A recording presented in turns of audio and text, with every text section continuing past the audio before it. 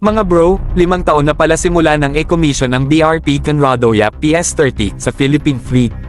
Dating Rox Changjo, isa siyang Pohang-class patrol combat corvette ng Republic of Korea Navy na ngayon ay isa na sa mga anti-submarine corvettes ng Pilipinas. May dala siyang 2 Auto Molar 76mm naval gun, 2 Auto Breda 40mm twin naval guns, 2 Mk-32 triplet torpedo tubes, at 2 Mk-9 depth charge racks.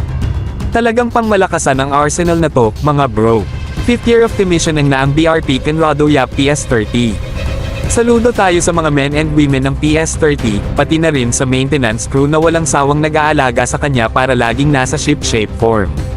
Hindi biro ang ganitong klaseng dedikasyon, kaya tunay na karapat-dapat silang pasalamatan.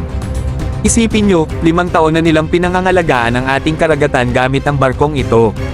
Isa itong patunay na handa ang Pilipinas na ipagtanggol ang ating teritoryo.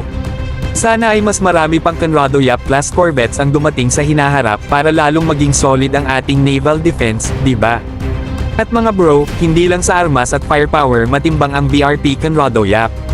Isa rin itong simbolo ng matatag na ugnayan sa pagitan ng Pilipinas at South Korea.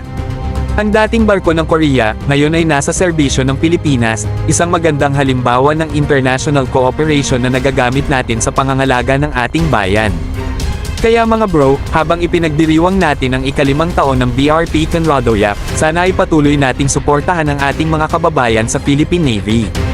Malaking bagay ang kanilang sakripisyo para sa ating lahat, lalo na sa mga panahong kailangan nating ipakita ang ating lakas at determinasyon.